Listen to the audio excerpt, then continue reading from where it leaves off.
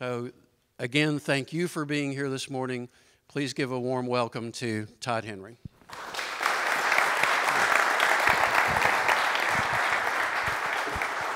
Well, thank you, Jim. And I just have one favor to ask. Will you please go home with me and introduce me when I walk into the living room with my family? And now I want to introduce you to a man. Some of you call him father. Some of you call him husband. It is so good to be here this morning in central Louisiana in Alexandria. And I want to say hello to all you heavily caffeinated people. My favorite kind of people, heavily caffeinated people. It's good to be here. I've had a chance to hear about you, to hear about your initiatives, to hear about all the exciting things that are happening right here in your midst, and the kind of renaissance, I think, that we're all hoping will occur here in Alexandria. And that begins, obviously, with you. It begins with the individual. It begins with people stepping up and being willing to embrace their ability to make and to create and to turn their thoughts into value, and to show what it is that they have to offer the world. And so this morning, I want to spend a bit of time talking about you and talking about some of the places that we as creative people, as makers, some of the places we get stuck and how we can push beyond that. I've spent the last decade of my life as a student practitioner of creativity and innovation, studying creativity, the creative process, and also working with companies, individuals, teams, helping them get their best ideas out there. How many of you, when I hear the word creative, think, yeah, that makes me feel a little bit squishy, right? Some of us, I think, sometimes we don't describe ourselves as creative. We don't necessarily think of ourselves as creative. However, creativity at the heart of it is really just problem solving. That's what creativity is. How many of you have to solve problems every day as a function of your job? How many of you solve other people's problems every day? All right, one more question. How many of you had a specific person in mind when I asked that last question? Right? Yeah. It's what we do. As creatives, we solve problems. That's what we do. And yet, in the midst of that, in the midst of making it up as we go, figuring it out, which is what most of us have to do every day, in the midst of that, there are some unique dynamics, some pressures that we have to confront, we have to face. And so we're going to talk about some of those pressures that we confront, the places we get stuck, and how we can begin to move beyond it. And we're going to look at it from kind of a 50,000-foot level this morning on that. Now, whenever we talk about creativity, we talk about innovation, we have to move into sort of the softer side of what we do. Some of us, I know that we have probably some analytically minded people in the room. So for you people, I want to point you to the universally recognized MSOW spectrum to let you know exactly how touchy-feely we're going to get today, we all know what this is. We're all professionals, right? But it's, of course, the Mr. Spock, Oprah Winfrey spectrum.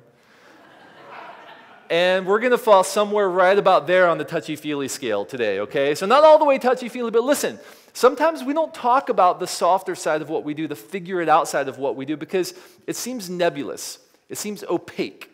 It's this mystery shrouded in an enigma. So I think the more we can talk about some of those places where we get stuck, the softer side of what we do, I think it will help us when we go about engaging in our work. Also, if you go to toddhenry.com/maker, you can download my slides from today. You can also download a conversation I had about collaboration in the workplace with some brilliant creative leaders.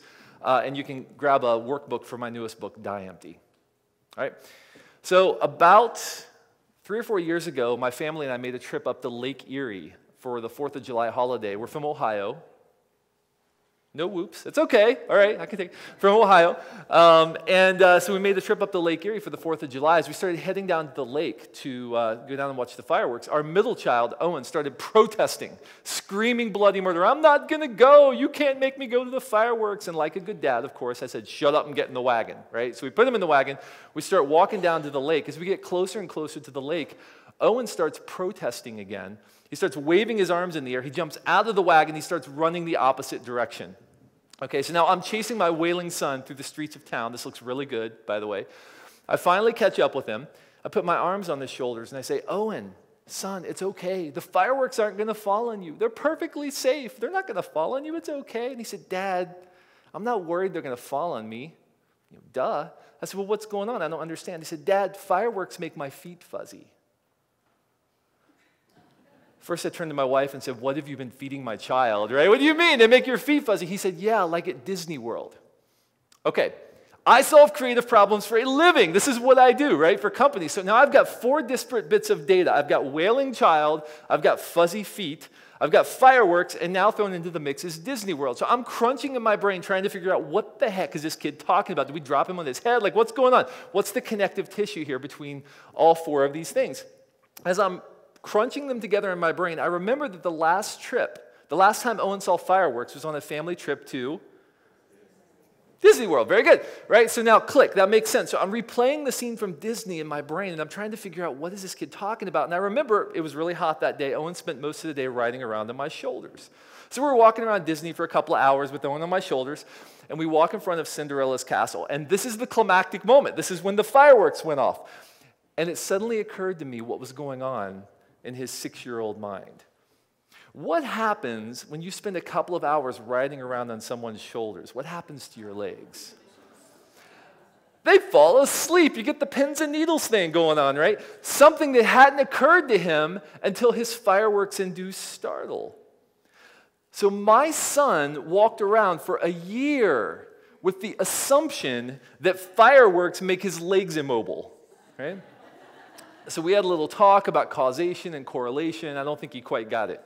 But I started thinking very shortly thereafter about how often I do a similar thing in my life and in my work, and how often the companies that I work with do a similar thing. We have an experience. Let's call it a success, because we all love success. We have an experience. We're successful.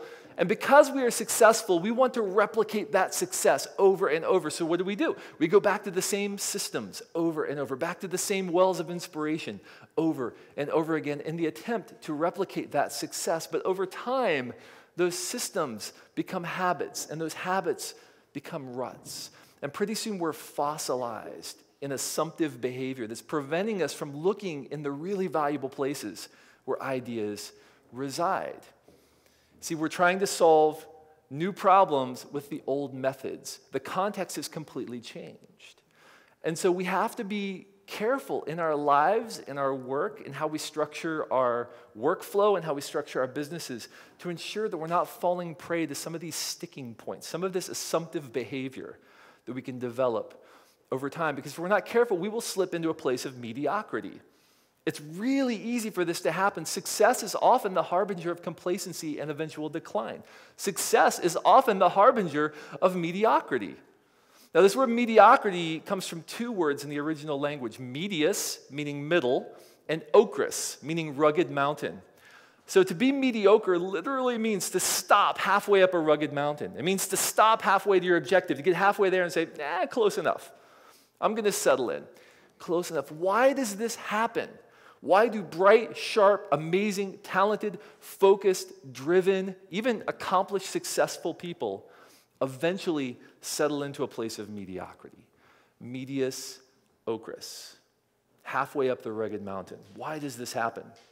And I think that's the question that we each need to wrestle with. Because if we're not careful, it will happen to us. I don't care how successful you are today, if you're not diligent in how you structure your life and your process, you are prone to medius ocris. I believe it's because of the unrelenting force of uncertainty. We have to confront uncertainty. As figure-it-out professionals, we have to confront uncertainty every single day. There's no guaranteed result on the other side of our effort. And over time, that dynamic of uncertainty can begin to wear us down if we're not diligent about approaching our life with purpose and meaning and structure. And we forget that there's a reality that everything we do, everything that we're creating, everything that we're making is actually funneling up into a delta, a body of work, a sum total of value that we're creating because we sucked air on this earth, right? We are each building that body of work right now through everything we make every day, every piece of value we create. And by the way, work isn't just your job. That's the most physical manifestation of your work, but it's any place you create value in your life where it didn't previously exist. And every bit of value we create is funneling up into that body of work for you individually, for your organization, for your community. And what you're doing is what you will be known for. And the question I think all of us will wrestle with at some point, when we point to that delta, that change, that body of work, we're each going to ask ourselves, does that represent what I care about? Does it represent who I am? Does it represent what I really want it to represent? Or does it represent the whims, the priorities of everyone else around me? And that's a very paralyzing question, and sometimes we forget that that big delta, that big sum total, that that big change that exists that we create is actually comprised of a lot of little deltas. Little choices we make every single day about how we spend ourselves on behalf of an outcome. Little bits of value we create. As Gretchen Rubin says, what you do every day matters more than what you do once in a while.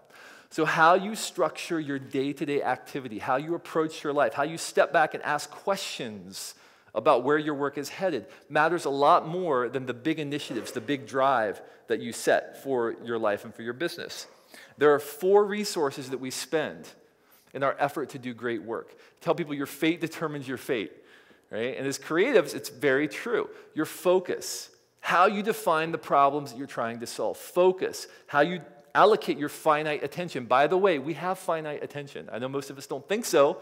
We think we can spend our attention in infinite ways, but we have finite attention to spend.